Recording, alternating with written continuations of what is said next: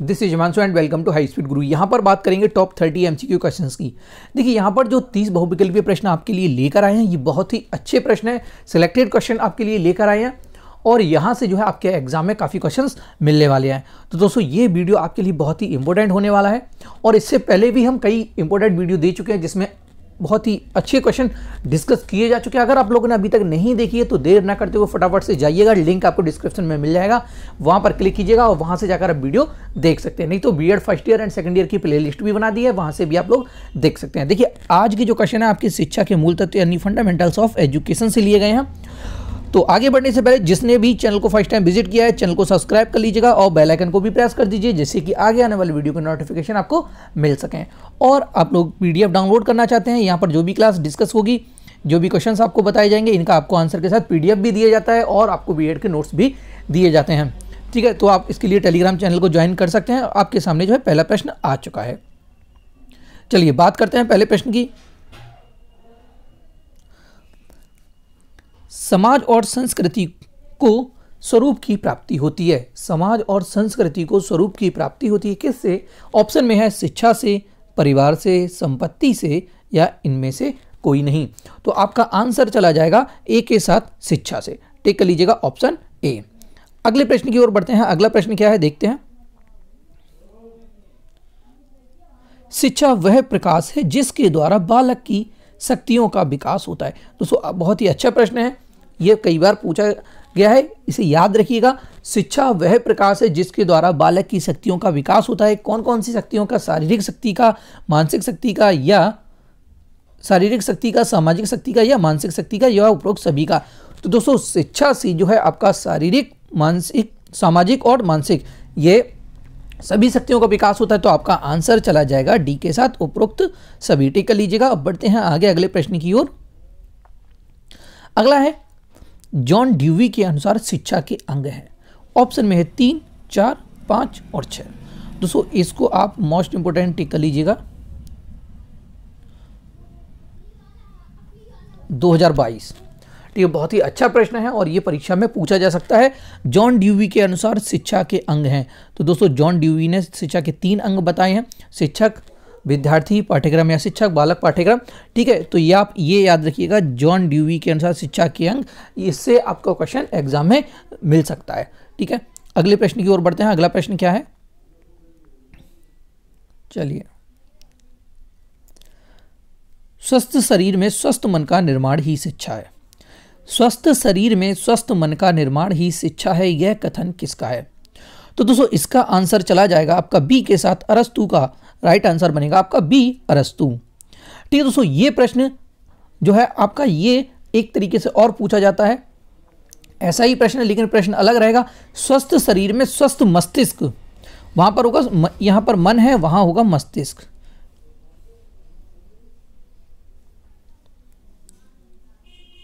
स्वस्थ शरीर में स्वस्थ मस्तिष्क निवास करता है, यह किसने कहा है? तो दोस्तों आपका आंसर हो जाएगा थेल्स। ठीक है, ये आप याद रखिएगा। लेकिन यहाँ पर क्या पूछा गया है कि स्वस्थ शरीर में स्वस्थ मन का निर्माण ही विकास है, यह कथन किसका है? तो आंसर जाएगा आपका अरस्तु के साथ। लेकिन अगर आपसे पूछ लिया जाए कि स्वस्थ शरीर में स्वस्थ मस्तिष्क निवास करता है, ये किसका है? तो आंसर जाना चाहिए आपका थेल्स के साथ। ये दोस्तों बहुत ही अच्छा प्रश्न है और ये बार बार पूछा जाता है क्योंकि यहाँ पर केवल मन और मस्तिष्क का ही डिफरेंस है यहाँ पर।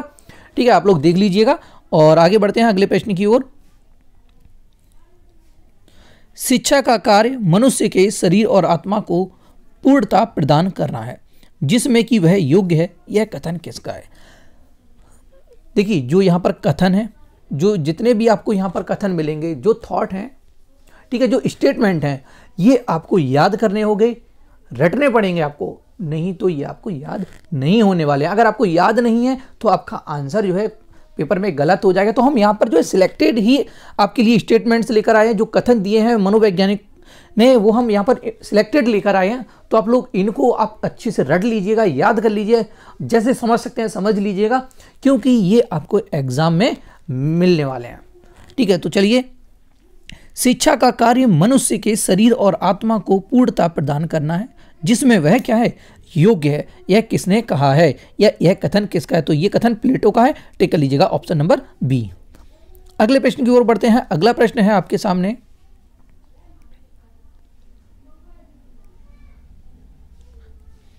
शिक्षा को मनुष्य और समाज का निर्माण करना चाहिए। शिक्षा को मनुष्य और समाज का निर्माण करना चाहिए, यह कथन किसका है? राधा कृष्णन का है। टिक कर लीजिएगा ए, राधा कृष्णन। आगे प्रश्न की ओर बढ़ते हैं। अगला है आपके सामने, शिक्षा के व्यापक अर्थ में आती है औपचारिक शिक्षा, अनौपचारिक शिक्षा, निरौपचारिक शिक्षा, उपरोक्त सभी।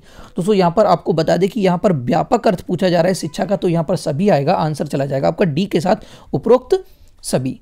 ठीक है, आप लोग ये याद रखिएगा, व्यापक अर्थ में पूछा जा रहा है या संकुचित में, तो ये चीज़ आप याद रखिए। अब यहाँ पर आपसे पूछा जा रहा है कि शिक्षा के संकुचित अर्थ का तात्पर्य है। यहाँ पर संकुचित अर्थ की बात की जा रही है, तो ऑप्शन में आपके पुस्तकीय ज्ञान, विद्यालय ज्ञान या उपरोक्त दोनों, इनमें से कोई नहीं। तो संकुचित अर्थ में आपका पुस्तकीय ज्ञान भी आएगा, विद्यालय शिक्षा भी आएगी, तो ऑप्शन चला जाएगा आपका सी के साथ, राइट आंसर जाएगा सी। टिक कर लीजिएगा ऑप्शन नंबर सी। आगे प्रश्न की ओर बढ़ते हैं। अगला है आपके सामने क्वेश्चन नंबर 9 आ चुका है।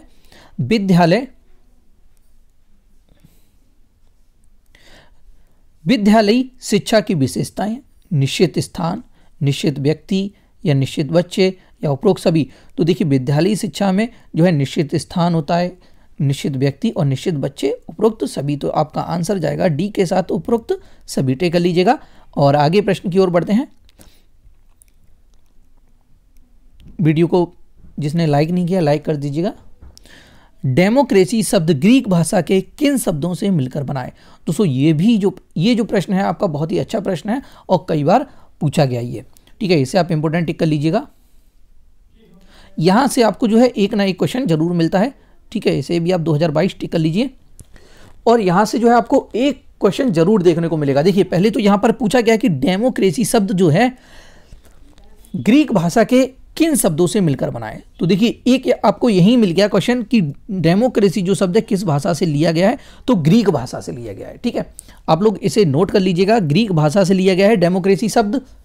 ठीक है, और अगर आपसे पूछा जाए कि इसका अर्थ क्या है, तो इसका अर्थ होता है लोकतंत्र, जनतंत्र या प्रजातंत्र, कुछ भी कहें। ठीक है, यानी लोगों का शासन। डेमोक्रेसी शब्द ग्रीक भाषा के किन शब्दों से मिलकर बना है? ऑप्शन में आपके डेमोस, क्रेटोस या क्रेसिया या दोनों से।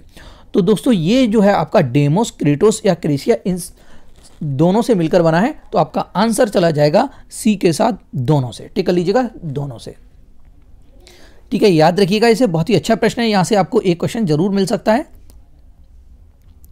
चलिए, लोकतंत्र शासन का वह रूप है जिसने शासन जनता का, जनता के लिए तथा जनता के द्वारा हो, यह कथन है। दोस्तों ये बहुत ही अच्छा प्रश्न है, ये भी कई बार एग्जाम में पूछा गया। दोस्तों आपके लिए जो यहाँ पर प्रश्न है ना, सभी एकदम इम्पोर्टेंट है, सिलेक्टेड क्वेश्चन है। अब इसमें भी आपको हम इम्पोर्टेंट बता रहे हैं, तो आप लोग अभी भी तैयार ना कर पाएँ तो कोई फ़ायदा नहीं है। इसलिए आप लोग जो बताया जाए यहाँ पर इम्पोर्टेंट, आप लोग उसे तैयार कर लीजिएगा। आपके एग्जाम में जो है यहाँ से क्वेश्चन बनने वाले हैं। चलिए, लोकतंत्र शासन का वह रूप है जिसने शासन जनता का, जनता के लिए तथा जनता के द्वारा हो, कथन है ब्राइस का, सीले का, अब्राहम लिंकन का, डाइसी का। दोस्तों बहुत ही ये फेमस स्टेटमेंट है, ये दिया है अब्राहम लिंकन ने।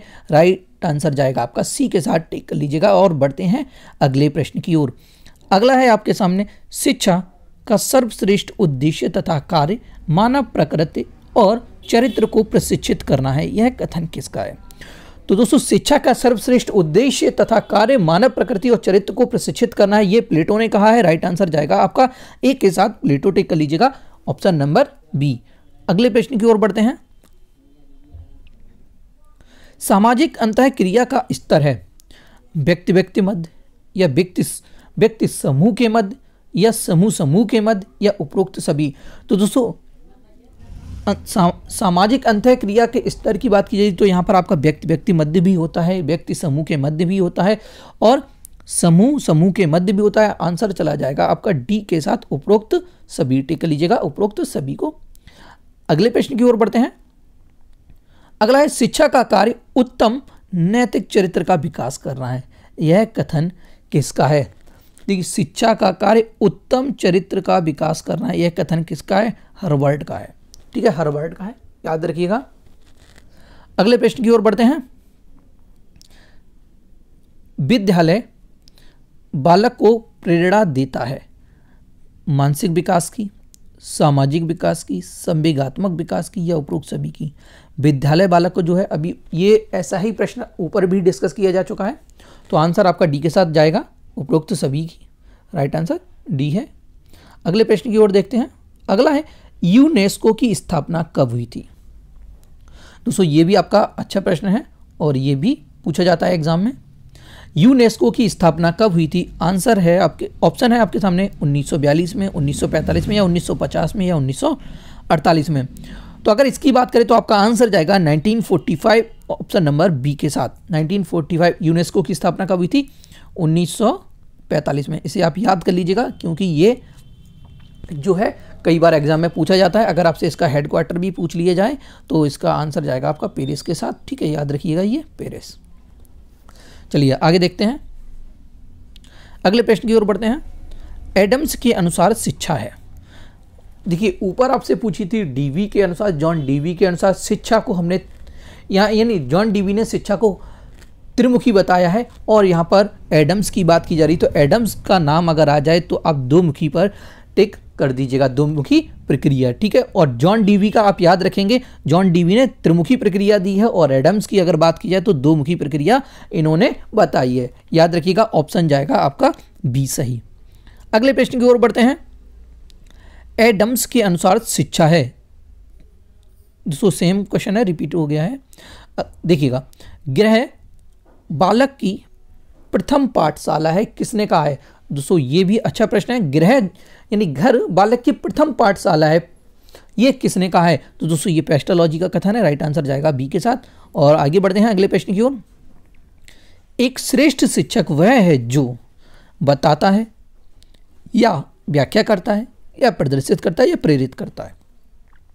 तो दोस्तों श्रेष्ठ शिक्षक की बात की जा रही है तो आपका आंसर चला जाएगा बी, प्रेरित करता है, जिससे प्रेरणा मिलती है। ठीक है, तो वो आपका क्या बनेगा? आंसर बन जाएगा, ऑप्शन बनेगा आपका डी। अगले प्रश्न की ओर बढ़ते हैं। अगला है शिक्षा एक त्रिमुखी प्रक्रिया है, किसने कहा है? दोस्तों ये प्रश्न आपके सामने फिर से आ गया है और इसका आंसर आपको बता चुके हैं, डीबी आंसर जाएगा आपका सी के साथ, टिक कर लीजिएगा। और अगला है आपके सामने शिक्षा के रूप हैं, औपचारिक शिक्षा, अनौपचारिक शिक्षा, या निरौपचारिक शिक्षा, या उपरोक्त सभी।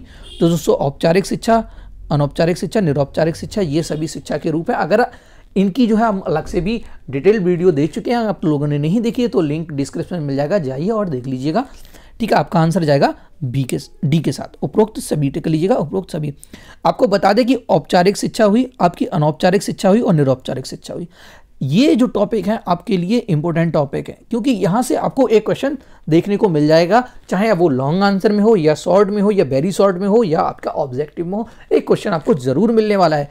ठीक है, कभी आपसे ये भी पूछ सकता है कि औपचारिक शिक्षा क्या है, या औपचारिक शिक्षा अनौपचारिक शिक्षा में अंतर स्पष्ट कीजिए। ठीक है, या आपसे औपचारिक और निरौपचारिक के बारे में पूछ सकता है। इस तरीके से आपका कोई भी क्वेश्चन बन सकता है। चलिए आगे देखते हैं अगले प्रश्न की ओर। शिक्षा के निरौपचारिक साधन का उदाहरण है, शिक्षा के निरौपचारिक साधन का उदाहरण है समाज, परिवार, दूरस्थ शिक्षा, या विद्यालय। तो दोस्तों आपका आंसर चला जाएगा सी के साथ, दूरस्थ शिक्षा। निरौपचारिक शिक्षा की जब भी बात की जाए तो मुक्त विद्यालय, मुक्त विश्वविद्यालय, ठीक है, ये सब आएंगे, याद रखिएगा। और ये हो गया आपका डिस्टेंस लर्निंग या डिस्टेंस एजुकेशन, आंसर जाएगा आपका सी के साथ। अगला है विश्वविद्यालय अनुदान आयोग यूजीसी का गठन किसकी सिफारिश पर किया गया? विश्वविद्यालय अनुदान आयोग यानी यूजीसी। अगर यूजीसी की बात करें तो इसकी जो फुल फॉर्म होती है, इसे हिंदी में विश्वविद्यालय अनुदान आयोग कहा जाता है, विश्वविद्यालय अनुदान आयोग। और अगर यूजीसी जो है इंग्लिश में बोलते हैं, यूजीसी की फुल फॉर्म रहेगी यूनिवर्सिटी ग्रांट कमीशन। ठीक है, यूनिवर्सिटी ग्रांट कमीशन। अब यहाँ पर पूछा गया कि का गठन किसकी सिफारिश पर किया गया था? गठन की बात की जा रही, किसकी सिफारिश पर हुआ था? तो आंसर जाएगा आपका एक के साथ, डॉक्टर राधाकृष्णन, डॉक्टर सर्वपल्ली राधाकृष्णन। ठीक है, याद रखिएगा। और इसका ठीक है, अगर इसकी स्थापना की बात की जाए तो 1956 में है, याद रखिएगा, ये भी पॉइंट आपसे पूछा जा सकता है। ठीक है, चलिए आगे देखते हैं। अब अगला है आपका एनसीटीई की स्थापना कब हुई? एनसीटीई की स्थापना कब हुई? ऑप्शन है 1995, 1985 या 1988, 1990। तो आपका आंसर जाएगा ए के साथ, टिक कर लीजिएगा 1995, 1995। एनसीटीई की स्थापना कब हुई? 1995 में हुई। और अगर आपसे पूछ लिया जाए कि एनसीटीई जो है इसकी फुल फॉर्म क्या है, इसका पूरा नाम क्या है, तो आपका आंसर जाएगा नेशनल